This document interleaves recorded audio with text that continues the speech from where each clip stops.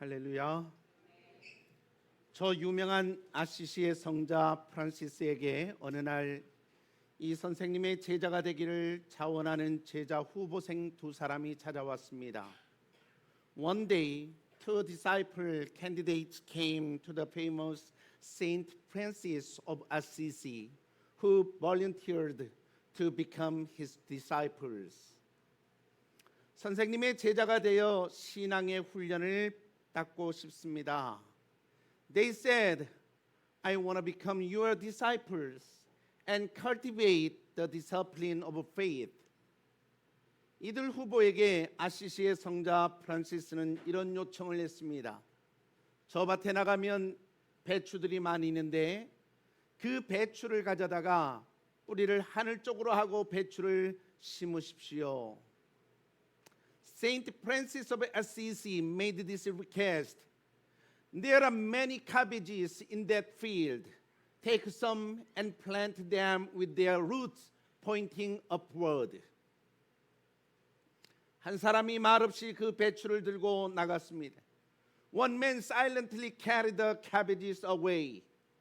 그러나 한 사람은 아하, 이 성자가 여기서 오랫동안 돌을 닦더니만 정말 돌았구만 하면서 비웃었습니다. The other scoffed, saying, 하하, this saint has been practicing here for so long, but he's truly gone mad. 그러나 아시시의 성자 프란시스가 이러한 무리한 요구를 한 이유가 어디에 있겠습니까? But why did Saint Francis of Assisi make such an unreasonable request?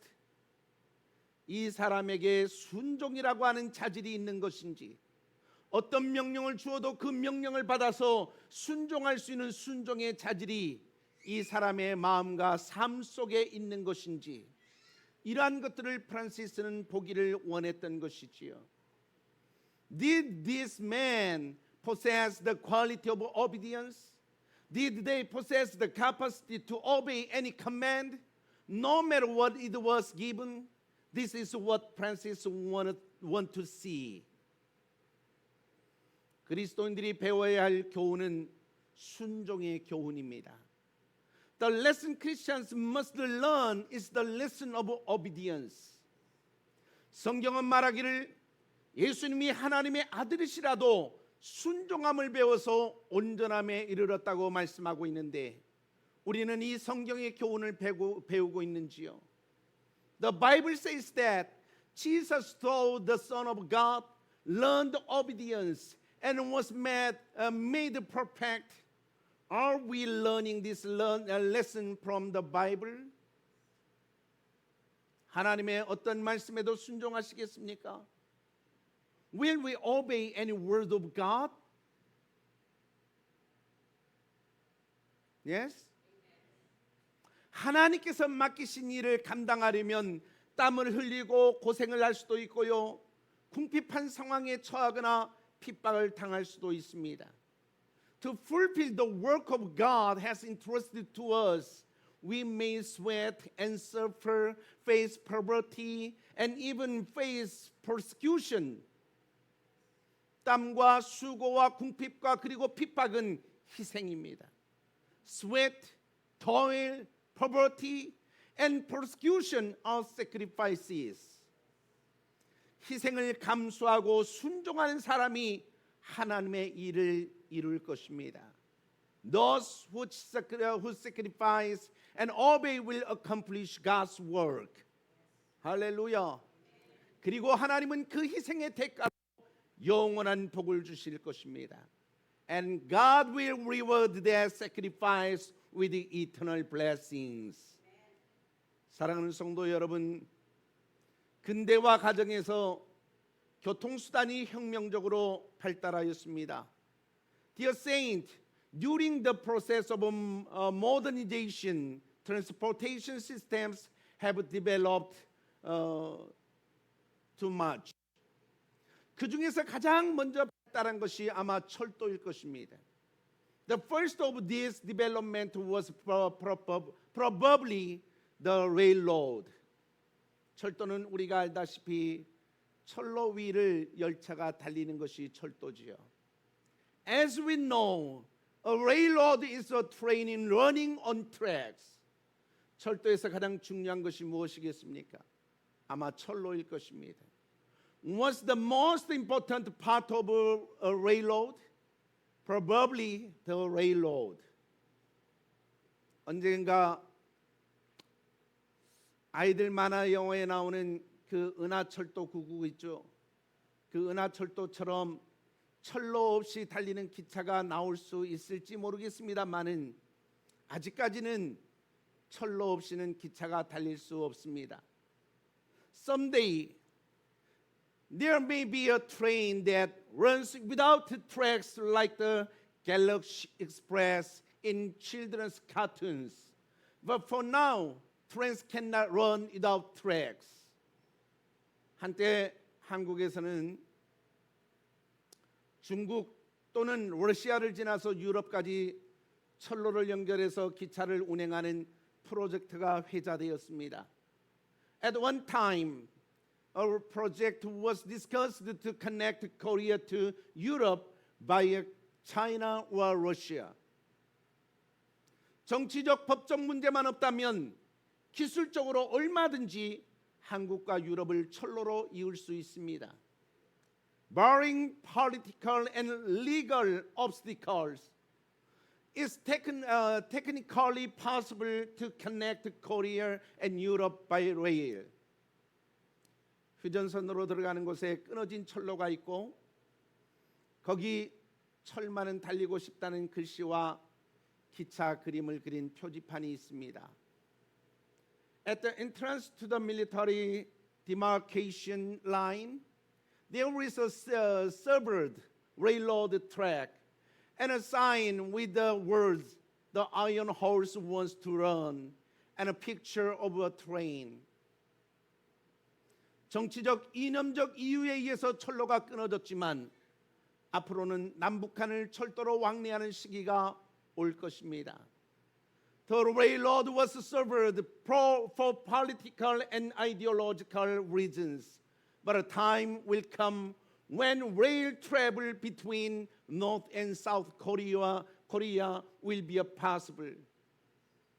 한국과 유럽을 연결하는 꿈의 철도를 꿈꾸는 것처럼 하나님의 축복이 철로처럼 이어져 있다면 어떨까요? Just as we dream of a dream railroad connecting Korea and Europe, what if God's blessings were connected like a railroad? 하나님의 축복이 끊임없이 이어진다면 우리의 감격은 또 어떨까요? How thrilled would we be if God's blessings continued uninterrupted? 사실 하나님의 축복은 끊이지 않았습니다. In fact, God's blessings are unending. 우리가 불순종함으로 축복을 단절하거나 우리의 감각이 무뎌서 축복이 끊어진 것처럼 느낄 뿐인 것입니다. We only feel disconnected from them through disobedience or through dulled sense. 본문에서 끊이지 않는 축복을 보시고 축복의 철로를 연결하시길 바랍니다. See the unending blessings in these passages and connect the railroad of blessings from God. 할렐루야. 아하방이 우상으로 찌든 이세벨 왕비를 맞아서 우상을 퍼뜨리고 하나님께 불순종하여서 악을 행해 온 나라를 영적 암흑으로 몰아넣었습니다. Ahab took Jezebel, an idolatrous woman, as his queen, spread idolatry, disobeyed God, and committed evil, plunging the entire nation into spiritual darkness. 이때 엘리야가 아하방을 향해서 하나님의 뜻에 의해서 3년 반 동안 나라 안에 기근이 있을 것을 예언을 합니다. At this time, Elijah prophesied to King Ahab that by God's will a famine would rage throughout the land for 3.5 years. 엘리야의 말대로 비가 오지 않고 농사가 되지 않으며 들에 풀이 자라지 않아 가축들에게 먹일 것이 없었습니다. According to Elijah's words, there were no rain, crops failed, and grass did not grow in the fields, leaving nothing to feed to livestock. 여기저기서 굶는 사람들이 생겨나기 시작합니다. People began to starve everywhere. 백성뿐만 아니라 선지자 엘리야까지도 굶게 되었습니다. Not only the people, but even the prophet Elijah himself who was starving. 게다가 엘리야는 왕의 눈을 피해 도망을 다니는 신세였습니다. Furthermore, Elijah was supposed to flee from the king. 이때 하나님께서 엘리야에게 사르밧으로 가라고 말씀하십니다. 본문 9절 말씀 같이 읽어보겠습니다. 시작.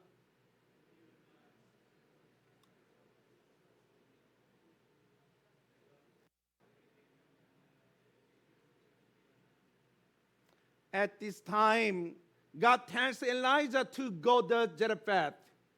Let us read verse 9 together.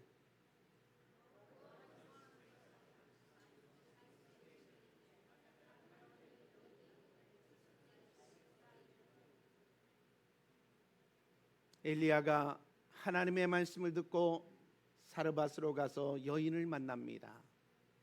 Elijah hears God's word and goes to Zarephath to meet the woman. 이스라엘의 우상이 만연한 것이나 지금 엘리야가 처한 환경은 일반적으로 볼 때 하나님의 축복이라고 보기 어렵습니다.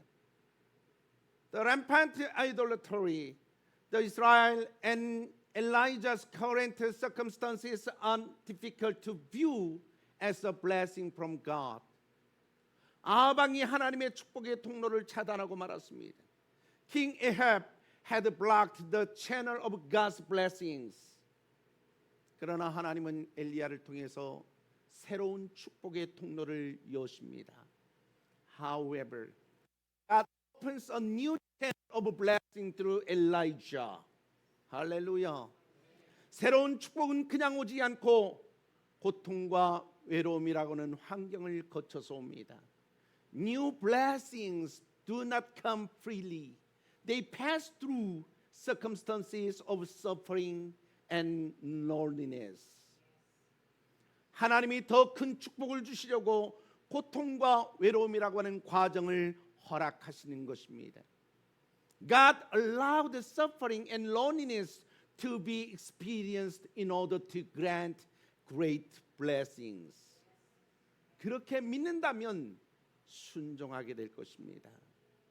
If you believe this, you will obey. Amen.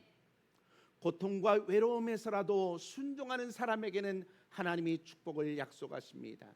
God promised blessings to those who obey even in the midst of suffering and loneliness.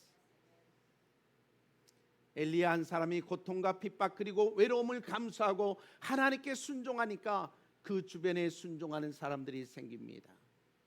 When one person like Elijah endures suffering, persecution, and loneliness to obey God, others around him will also obey. 하나님은 순종하는 사람에게 또 다른 순종하는 사람을 허락하십니다. God grant another obedient person to that obedient person. 엘리야가 사르밧에서 나뭇가지를 줍는 여인을 보았습니다. Elijah saw a woman gathering stick in Zarephath. 선지자가 여인에게 물 좀 달라고 청합니다. The prophet asked the woman for water. 여인이 물을 가지러 가는데 선지자가 여인을 또 부릅니다. 내가 배가 고프니 음식도 달라고 또 부탁을 합니다.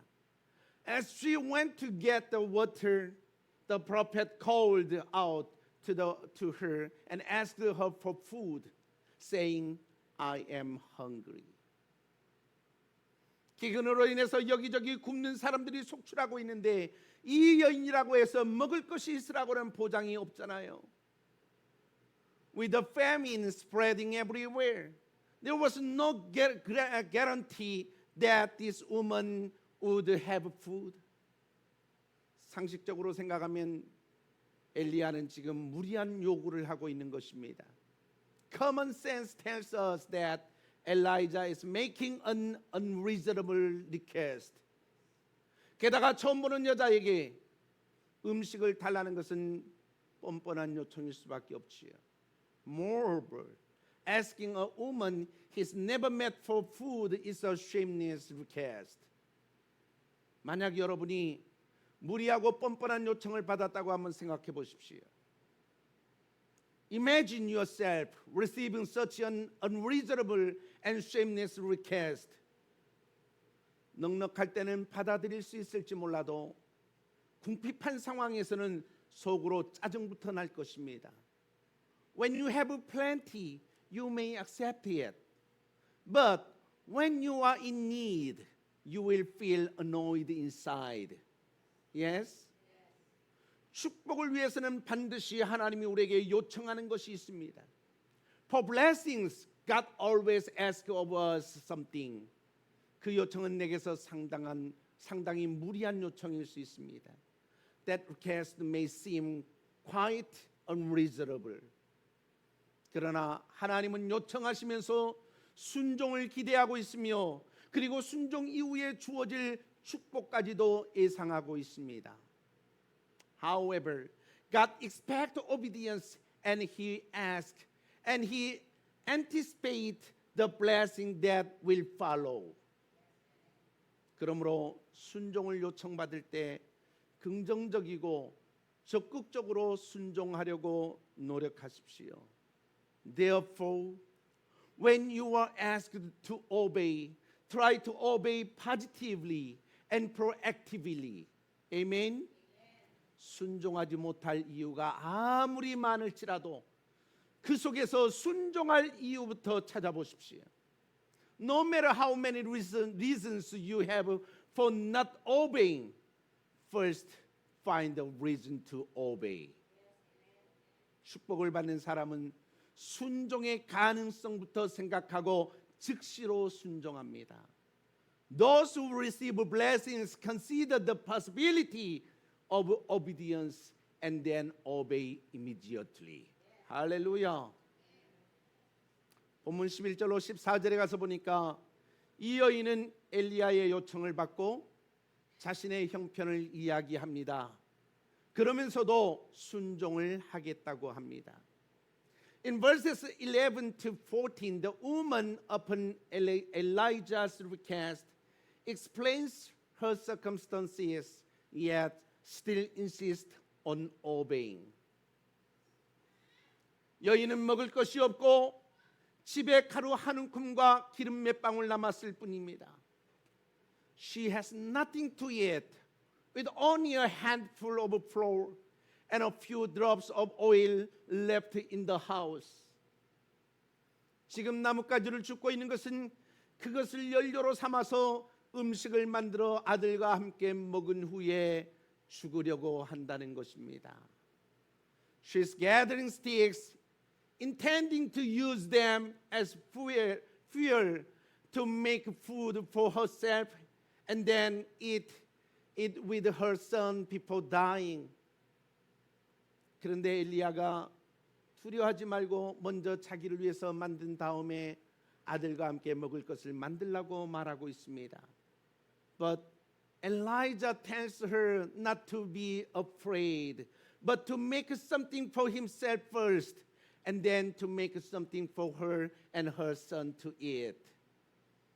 그러면 하나님께서 비를 주실 때까지 가루통에 가루가 다하지 아니하고 기름병에 기름이 없어지지 않게 해주실 것이라고 말했습니다.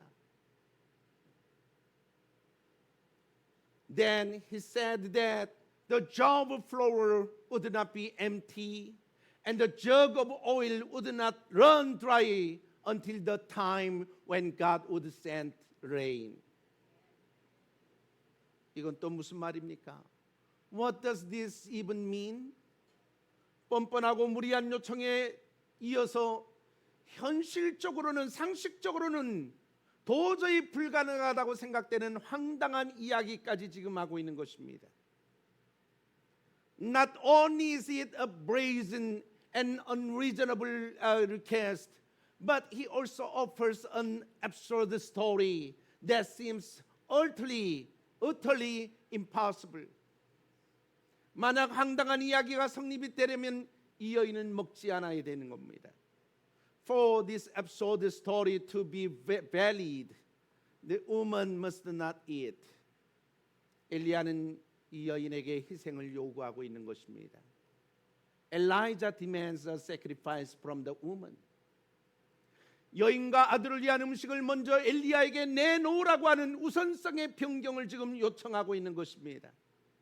He asked for a change in priority, giving Elijah food first, rather than food for the woman and her son. 여인이 엘리야의 말에 순종하였습니다. The woman obeyed Elijah's word. 순종하려고 우리가 마음을 먹으면 얼마든지 희생을 할 수 있습니다. If we are determined to obey, we could make any sacrifice. 여인에게는 한 끼 더 먹고 죽으나 덜 먹고 죽으나 죽는 것은 마찬가지입니다. For the woman, it would be the same whether she ate one more meal or less. 그렇다면 이왕에 죽을 것, 하나님의 선지자에게 좋은 일 한번 하고 죽을 수 있습니다. So, since she was going to die anyway, she could do something good for the prophets of God and die. 비록 죽어도 희생과 순종은 남기 때문이지요. Even in death, her sacrifice and obedience would remain. 여인이 엘리야의 말대로 순종하는 것은 음식의 우선성을 엘리야에게 둔 것입니다. The woman's obedience to Elijah's words is to give Elijah priority over food. 이는 음식의 희생보다는 마음의 희생이요 생활의 희생이었습니다. This was a sacrifice of heart and life, not a sacrifice of food. 그러나 여인의 순종의 결과가 어떻게 나타났습니까? But what was the result of the woman's obedience? 한 끼 정도밖에 되지 않을 가루와 기름이었는데 하나님이 엘리야가 말한 대로 통에 가루가 닿지 않고 기름병에 기름이 없어지지 않도록 하셨다는 것입니다. The flour and oil were only enough for one meal, but God, as Elijah had instructed, ensured that the jar of flour did not run dry, and the jug of oil did not run dry. 엘리야가 말한 황당한 이야기가 현실로 나타난 것입니다. Elijah's absurd story became reality. 이것을 우리는 기적이라고 말합니다. This called a miracle. 이러한 기적적인 현상이 비가 올 때까지 3년 반이나 지속이 되었다는 것이요. This miraculous phenomenon lasted for 3.5 years until the rain came. 여인의 한 번의 순종이 3년 반 동안의 지속적인 축복이라고 하는 결과를 얻어낸 것이지요. The woman's one act of obedience resulted in 3.5 years of continuous blessings. 할렐루야. 사르밧의 여인에게 순종할 수 있는 마지막 가루와 기름 몇 방울이 축복이었으며 더 큰 축복을 받을 수 있는 자원이었습니다. The last few drops of flour and oil that the woman of Zarephath had to obey were blessings, a source of for receiving even greater blessings. 할렐루야. 여러분에게는 더 큰 축복을 지속적으로 받을 만한 순종의 자원들이 있습니다. You have the resources of obedience to continue to receive even greater blessings. 순종을 생각하고 순종할 수 있는 힘을 가진 것도 하나님께서 이미 주신 축복인 것입니다. The very thought of obedience and the strength to obey are blessings already given by God. 순종은 하나님으로부터 우리에게 오는 축복의 철로를 놓는 것입니다. Obedience lays the tracks for blessings from God. 연결된 철로를 따라서 기차가 달리는 것처럼 순종을 따라 하나님의 축복이 지속적으로 우리에게 나타날 것입니다. Just as a train runs along the connected railroad track, God's blessings will continue to appear as we follow obedience. 할렐루야. 그러므로 하나님의 끊이지 않는 축복이 여러분의 끊이지 않는 순종을 통해서 넘치도록 임하기를 주님의 이름으로 축복합니다. Therefore, I bless you in the name of the Lord that God's unceasing blessing may overflow through your unceasing obedience. 할렐루야.